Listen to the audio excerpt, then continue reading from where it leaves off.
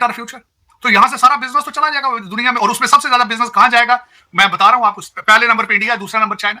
China इनके पास फिर भी अभी गुजारा नहीं है, और दूसरा मैं ये बता रहा हूं चाइना भी स्ट्रगल कर रहा है बिजनेस के लिए।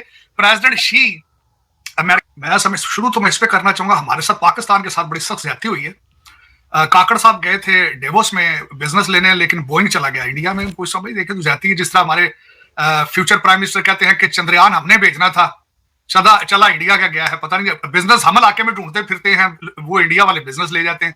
ये ज्यादती है, मैं कहता हूँ ये भाई ये खुला तजाद, मैं कहूंगा इसको खुला तजाद है। चीमा साहब दूसरा ये है, जो मेरे इस पे कमेंट्स हैं वो ये हैं कि जाहिर है बोइंग अब भारत में बनेगा, उसकी वजह ये अमेरिकन तो काम करने से जवाब देंगे, वो तो कहते हैं हम नहीं काम करेंगे।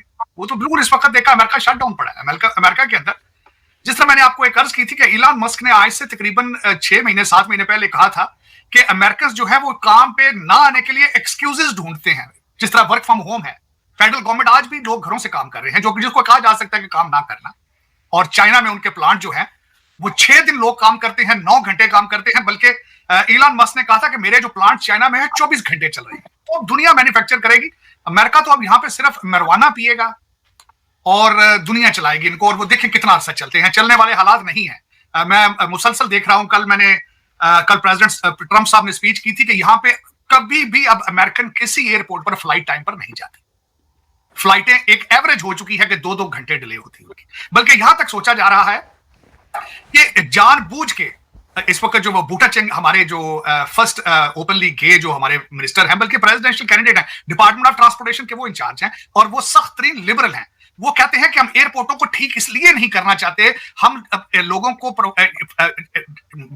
इनको ट्रेनों की तरफ लेके जाना चाहते हैं। वो कहते हैं हमने तैयारी बंद कर देना चाहिए फ्यूचर में। तो जाहिर है जब बोइंग के ये हालात होंगे यहाँ पे, जिस तरह आपने खुद फरमाया, मैंने अगले दिन जो लिस्ट आई है कि दुनिया में तैयारों की सबसे ज्यादा नंबर किसका, सबसे पहले इंडिगो जो कि इंडिया की एयरलाइन है, सबसे पहला नंबर उनका था।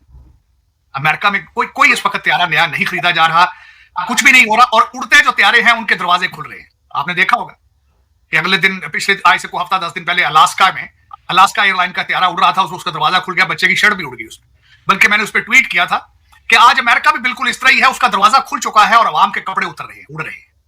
तो बिल्कुल ये बोइंग बहुत बड़ा, मैं समझता हूं मुबारकबाद देनी चाहिए भारत को कि उन्होंने ऐसी इन्वायरमेंट क्रिएट की है भारत के अंदर कि ताकि इंटरनेशनल कम्युनिटी जो है वो अट्रैक्ट हो पहले। और ये एक दिन में नहीं हुआ, मैं ये सुनने वालों के कानों में से ये निकालना चाहता हूं कि इट्स अ प्रोसेस होता है। You have to create an environment जिसमें सबसे ज्यादा जरूरी लॉ एंड ऑर्डर होता है। कोई भी फॉरेन इन्वेस्टर कारोबार ऐसी जगह पे नहीं करता जहां पे पुलिस ही उसके गले पड़ जाए, जहां जज ही उनसे भत्ता मांगना शुरू कर दे। ऐसी जगहों पे कारोबार नहीं होता। और ये आज से भारत में नहीं हो रहा, पहले भारत ने प्रूव किया था अपने आप को दुनिया की फार्मेसी। इस वक्त मैं जो भी दवाई अमेरिका में लेता हूं उसके ऊपर मेड इन इंडिया लिखा होता है। चैलेंज मैं करता हूं। और ये एक दिन में नहीं हुआ, ये बल्कि ये मोदी साहब ने इसको इंक्रीज किया होगा, लेकिन प्रोसेस जो है पहले जो पिछले प्राइम मिनिस्टर्स थे उन्होंने शुरू कर दिया था। पिछले, ये मैं समझता हूं कि भारत की तरक्की में तकरीबन पिछले 20 या 25 साल आप कह सकते हैं कि उनकी ये एफर्ट थी। एफर्ट तो बहुत पुरानी है, बुनियादें तो उन्होंने रख दी जब इंडियन इंस्टीट्यूट ऑफ टेक्नोलॉजी बना दिया था, इंडियन इंस्टीट्यूट ऑफ मैनेजमेंट जब बना दिया था, बुनियादें तो शुरू हो चुकी थी उस वक्त ही।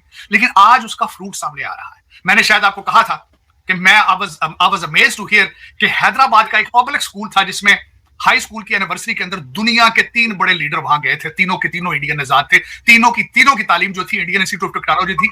इंडियन इंस्टीट्यूट ऑफ टेक्नोलॉजी से थे माइक्रोसॉफ्ट, गूगल और Ajay Banga for world bank. Same high school Hyderabad.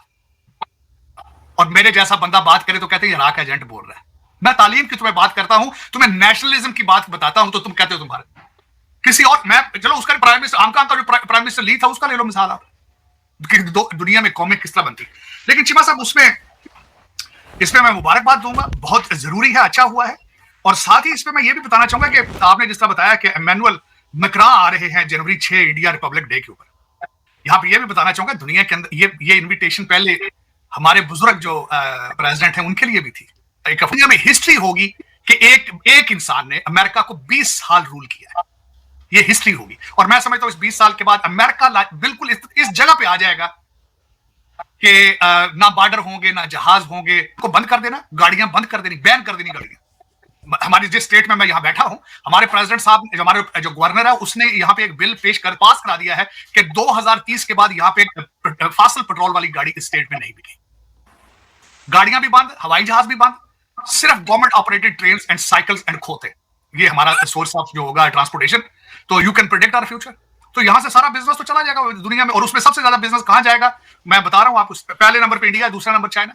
China इनके पास फिर भी अभी गुजारा नहीं है। और दूसरा मैं ये बता रहा हूं, चाइना भी स्ट्रगल कर रहा है बिजनेस के लिए।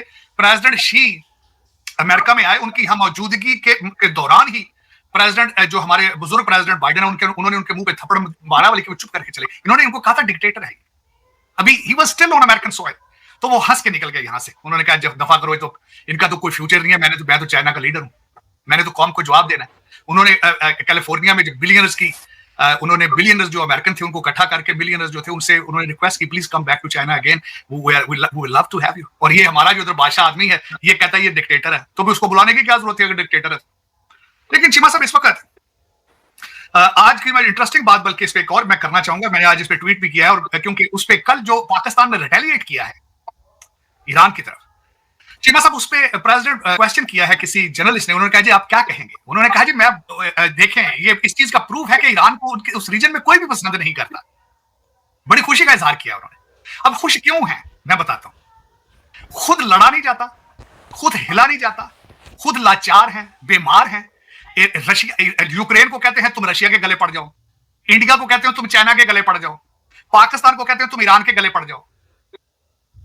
तुम्हारी जंगे कोई और लड़े अब? How dare you expect that thing?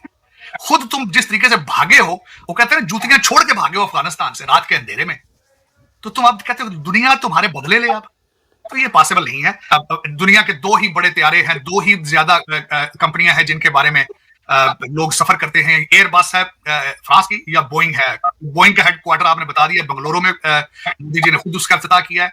America से बाहर इतना बड़ा कैंपस बनाना रिमार्केबल। दूसरा फ्रांस के प्रेसिडेंट। सो तो एयरबस और बोइंग दोनों भारत की जेब में है। आप खुद अंदाजा लगा सकते हैं कि what is the importance of India in the coming days.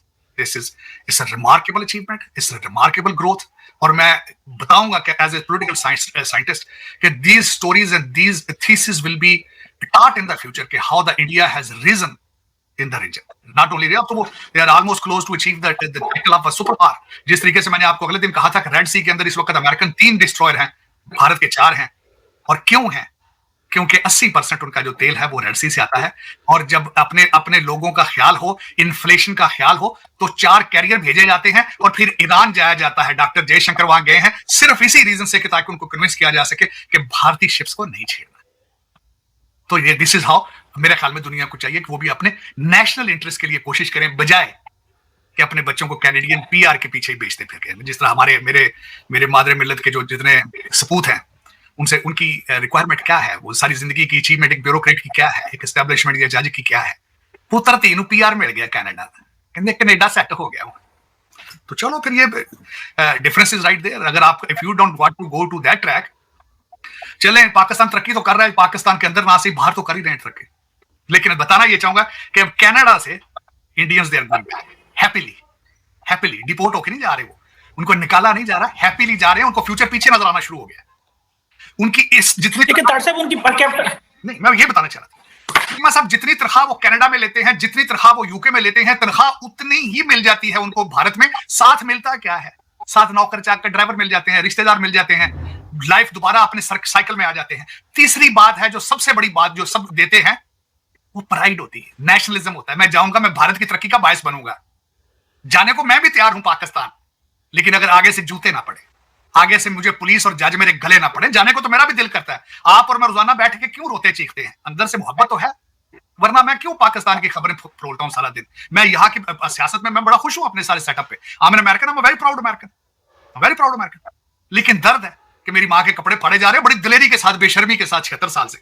और चिमा साहब, जिस तरह मैंने अर्ज किया था, हमें एक ख्वाब दिखाया था मेरे मुर्शद ने, दिखाई खब्बी थी, मारी सज्जी थी। तो कई यहां से डॉक्टर गए थे उड़ते, हम जाके पाकिस्तान जाएंगे, खोटे पैसे की तरह वापस आए हैं, जलीलो ख्वार कपड़े उतरवा के आए हैं वापस। कई आए, कई को मैं पर्सनली जानता हूं, और एक दफा नहीं कई दफा गए। पहले एक और वजीर आजम था जिसने कहा था वो पैसे भेजो अपने पाकिस्तान बचाओ कि कर्ज बचाओ। क्या उस वक्त भी तो दुनिया ने भेजा था। शौकत खानम हॉस्पिटल सारा अमेरिकन पाकिस्तान ने बनवाया सारा।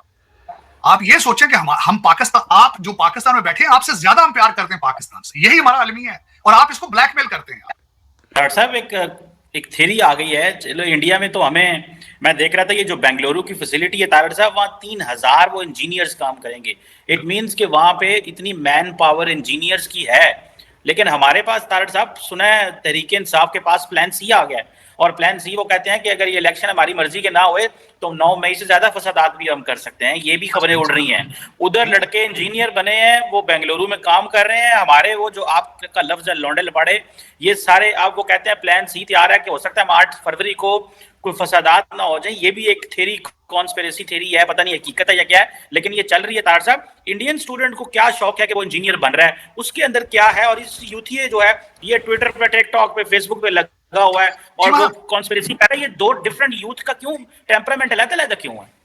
चीमा साहब, दो चीजें। इसका भी बहुत पुराना बैकग्राउंड है। इसका बैकग्राउंड पुराना इसलिए है चीमा साहब, जब आपने शुरू किया है पाकिस्तान का मतलब क्या है, ला इलाहा इल्लल्लाह, उसको आप टाइमली फैशन पे इस्तेमाल करते हैं। जब भी आपको किसी चीज से तवज्जो हटानी हो, तरक्की की तरफ से, ग्रोथ की तरफ से, तो आप इसको इस लफ्ज का इस्तेमाल सियासी तौर पर करते हैं। इसका रिसेंटली डेंजर इस्तेमाल किसने किया था? हमारे पिछले रहनुमा जो थे, जनरल ज़ियाउल हक साहब ने किया था। क्योंकि जरूरत थी डॉलरों की, तो जिहाद तैयार किया गया। जिहाद तैयार किया गया। उन्हें कहा जाओ इस अफगानिस्तान के लिए जिहाद करो।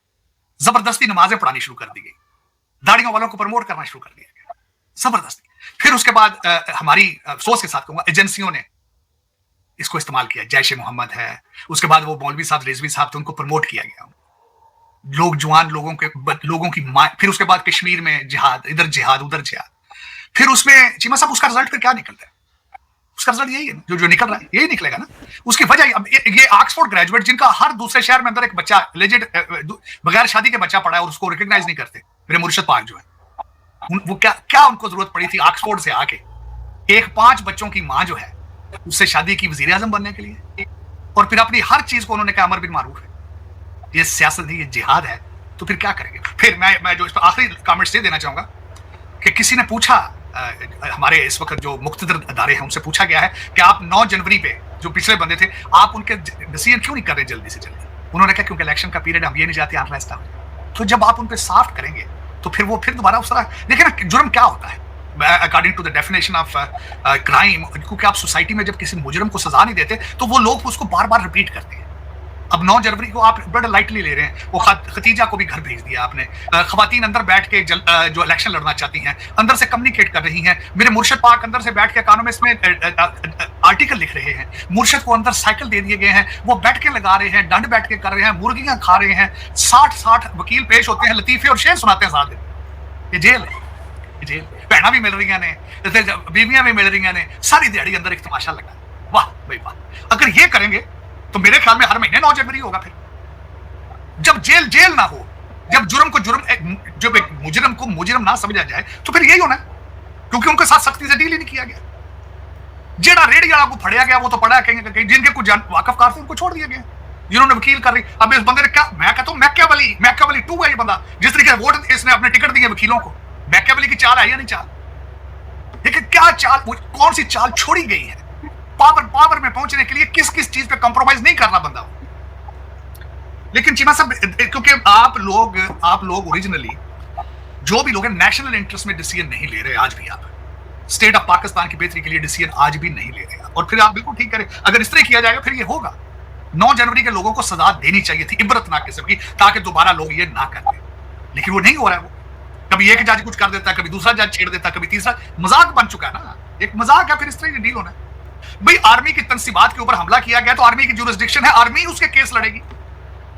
आर्मी कोर्ट्स में होना चाहिए ना। अगर आप किसी फौजी के कपड़े फाड़ते हैं, उससे उसका हथियार छीन लेते हैं, उसको थप्पड़ मारते हैं, तो मिलिट्री आप you are putting yourself into the hands of the military trials, military courts. तो उधर जाए आप। लेकिन वो जज को टुटा भजा थोड़ा सिफारशी भर्ती होया होता है। भर्ती कराने वाले कौन होंगे? कोई वजीर आला होता है, कोई परवेज लाई होता है, वो जज ने भर्ती कराया होता है कि कभी काम आएगा। वो उत्थे बह के कहता नहीं। और सारे भणुजे उत्थे इकट्ठे हुए हैं, जज भी बने हैं। वो देख लें पेशावर वाले और इधर वाले सारे, वो अंदर सबके बहन अद्धे जजां दे भरा इलेक्शन लड़ रहे हैं, पीटीआई टिकट होल्डर ने। तो फिर उससे क्या होगा? पता ही है आपको। सारा भणुजा भट्टी साहब देख लो पंजाब दे विच, वो फिर जवाई उतरा टिकटम फैमिली की और जस्टिस एक्सपेक्ट करोगे। और इनको नहीं पता, चीमा साहब, इनको भी पता, सारा सब पता। फिर चीमा साहब सख्त फैसले, जिस तरह के ईरान का फैसला किया है, 48 आवर्स के रिटेलिएट किया है ना, इसमें भी रिटेलिएट करें आप। 1 मिनट में ठीक हो जाता सारा कुछ। इस पर 2 मिनट भी सोचेंगे कि उसकी वजह क्या है। दूसरी साइड पे कौन कौन है मैं भी बता देता हूँ। ये कौन दूसरी तरफ से वो है जो आज तक कभी किसी के लिए रिटेलिएट किया ही नहीं उन्होंने। किसी भी ताकतवर चीज के सामने खड़ा होने की सलाहियत ही नहीं है, लेट जाते हैं और सदियों से लेट रहे हैं। जरा एक थप्पड़ मारो सारा पिंड लेट जाता है। ये तो चीमा साहब फिर ये इसमें कमजोरियां आपके। डॉक्टर साहब वो तो सही कह रहे हैं आप, वो भी बात सही है, लेकिन चलो पाकिस्तान ने इस हवाले से तो बड़ा रिस्पॉन्ड किया। तार साहब ये जरा इस पे कमेंट कीजिएगा, आज नेशनल सिक्योरिटी कमेटी की मीटिंग हुई है, आर्मी चीफ मौजूद थे, वजीर आजम भी, सुना है कि जो हमारे सफ़ीर साहब हैं वो भी वापस जा रहे हैं और उनके सफ़ीर भी आ रहे हैं, ईरानी फॉरेन मिनिस्टर ने भी जो है इस हवाले से, आप क्या समझते हैं बचत हो गई है? ये जो मामलात इतनी जल्दी कभी हल हुए नहीं दुनिया में जितनी जल्दी ये हल हो गए, इसकी पता नहीं क्या लॉजिक क्या है? ईरान जो है वो डर गया है, ये हमारी जो ऑफेंसिव स्ट्रेटजी है कामयाब हुई है, इस पे भी थोड़ा कमेंट कीजिएगा। ये जो एम्बेसडर वापस जा रहे हैं, मैं मुझे पता है वो टीपू साहब जो थे और खासकर ईरान के एम्बेसडर था, सबसे पहले वहां थे जो अपने दौरे पे गए थे तेहरान में। लेकिन चीमा साहब इसके बारे में मुसलसल अमेरिकन मीडिया पढ़ने की कोशिश कर रहा है, रॉयटर्स को पढ़ने की कोशिश कर रहा है। अब पाकिस्तान क्या है, वो ईरान क्या है? ईरान रशिया को रिप्रेजेंट कर रहा है, आप अमेरिका को रिप्रेजेंट कर रहे हैं। तो वो कहते हैं ना, दो मुर्गों की लड़ाई थी, उन्होंने सिर्फ टेस्ट किया। उन्होंने अपने बच्चे बुरे को कहा यार, क्योंकि ईरान देखें सबसे बड़ी, ईरान को अटैक करना चाहिए तो रोज बढ़ के मारते हैं, यहाँ तो सीधा अटैक करें ना इसराइल के ऊपर, तो या फिर मिसाइल को छड़न सीधा अमेरिका थे, तो फिर स्वाद भी आवे।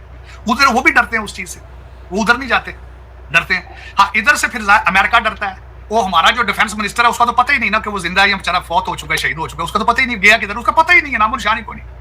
हमारे हालात वो क्या नाम था, लॉयड ऑस्टिन, उसका पता ही नहीं है, उसको कॉलन कैंसर हो चुका है, उसका पता ही नहीं है, नामो निशान ही कोई नहीं। आज 2-3 हफ्ते हो गए, उसका कोई पता नहीं। हमारे हालात ये है। हाँ, लेकिन उन्होंने ये जरूर कहा है, उन्होंने यार तुसी रिसेंटली यार असि तो IMF ਦੇ ਪੈਸੇ ਦਿੱਤੇ ਨੇ ਰੀਸੈਂਟਲੀ, और ਤੁਸੀਂ ਅਮਰੀਕਾ ਆਏ ਹੋ, ਤੁਹਾਨੂੰ ਸਟੇਕਾਂ ਵੀ ਖਵਾਉਂਦੇ ਰਹੇ, प्लीज 2 चंडा मारना ਸਾਡੇ ਨਾਲ ही। ये है तो फिर उसमें पाकिस्तान ने भी 2 चंडा मारती हैं, उन्होंने पैसे लाल करते ना अपने, इन्होंने भी पैसे लाल कर दिए, उधर रशिया ने उन्होंने पैसे लाल कर दिए। तो लेकिन ये इतना ही होना था, क्योंकि दोनों कौमों को मैंने आपको बताया था ना कि हालात उनके भी पतले हैं। वो सैंक्शन पे, अच्छा फिर ईरानियों को इलेक्शन की जरूरत है आगे। साल पहले वो हिजाब की कैंपेन चली थी, वो 1979 के बाद सबसे बड़ा एहतजाज वो था। फिर उनको भी तो फेस सेविंग चाहिए ना, अपने लोगों को दिखाने के, देखो जी साडे मसल देखो, असि इजराइल भी भानता है, असि पाकिस्तान भी भानता है, असि आईएसएस से बदला अपना उसका भी ले लिया है, वो जो अपना सुलेमानी उसका भी बदला ले लिया। उन्होंने भी तो अपना मौलवियों जो वहां पे अपना इब्राहिम रईसी साहब है, उन्होंने भी फेस सेविंग करनी है, उन्होंने फेस सेविंग कर ली है। जो उनका गवर्नमेंट ऑपरेटेड मीडिया है, उन्होंने बड़े बड़े मैगजीन छापे होंगे, तो उन्होंने भी अपना कर लिया। आपने अमेरिका को खुश कर लिया, तो कहते हैं ना टारगेट अचीव। तो दोनों साइडों से ठीक हो गया, लेकिन इतना ही होना था, क्योंकि वो कहते हैं ना क्या पीती का शोरबा, दोनों के हालात ऐसे ही थे, इससे ज्यादा कर ही नहीं सकते, इससे ज्यादा होना भी नहीं था। और मैं समझता हूँ अच्छा हुआ है, क्योंकि इस वक्त जो हालात पाकिस्तान के हैं, ना एक्सटर्नल ठीक है ना इंटरनल है, किसी के साथ रिलेशनशिप ठीक नहीं है आपकी। You are completely isolated in international community, completely isolated. इसमें मुर्शद पाक ने एक मेजर रोल अदा किया है आइसोलेट करने में। इंडिया के साथ एक स्टेप आगे जाकर 2 स्टेप पीछे आ जाते हैं हर चीज में आप। वहां से भी ईरान के साथ आपने देख लिया, ये हालात हैं, जब आपकी नेवल एक्सरसाइज हो रही है उसी वक्त मिसाइल भी एक दूसरे पे चल रहे हैं। पठान भाईजान अफगानी है, रोजाना घुस के अंदर मार रहे हैं टीटीपी वाले। चाइना जो है आप सीपैक बंद पड़ा है, सिर्फ एक आप क्या है वो अब IMF ने आपको पैसे दिए हैं, अब वो पता नहीं पाकिस्तान पहुंचते हैं या टोरंटो जाते हैं, कहाँ जाते हैं, या लंदन जाते हैं। तो दोस्तों जैसा कि आपने क्लिप में देखा कि भाई अमेरिका ने चाइना से सारी की सारी इंडस्ट्री उठाकर भारत के अंदर लगा दी थी, मतलब कि भाई सारी की सारी इंडस्ट्री वहाँ से यहाँ पे आ गई थी। और उसके बाद भाई अमेरिका ने अपने रंग दिखाने शुरू कर दिए, और भारत ने, और क्या बोलते हैं, अमेरिका ने सोचा कि भाई भारत तो अब हमारे कैंप में आ गया है और अब हम भारत से अपने काम निकलवाएंगे। ठीक है भाई साहब, वो काम कैसे थे भाई, वही वॉर वाले काम थे, मतलब कि लड़ाई झगड़े वाले काम। ठीक है भाई, वो काम तो भाई वैसे भी भारत नहीं करता। भाई भारत का तो इतिहास उठा कर देख लो भाई, भारत ने आज तक किसी भी कॉन्फ्लिक्ट में मतलब शामिल नहीं हुआ, किसी भी देश पर मतलब कि आक्रमण नहीं किया है, किसी भी देश पर अटैक नहीं किया है। ठीक है भाई, भारत तो भाई साहब मतलब कि संतों की कंट्री है भाई साहब, संत रहे हैं यहाँ पे भाई साहब। ठीक है, मतलब कि पूरी दुनिया के लिए भाई वसुधैव कुटुंबकम की नीति अपनाई है भारत ने भाई साहब। सारे मतलब कि दुनिया भर के जितने भी लोग हैं सब हमारे लिए मेहमान हैं। अगर भारत में आते हैं तो हम मेहमानों की तरह उनका मतलब कि स्वागत करते हैं। ठीक है भाई साहब, हम तो कभी भी किसी भी अटैक नहीं करते हैं भाई।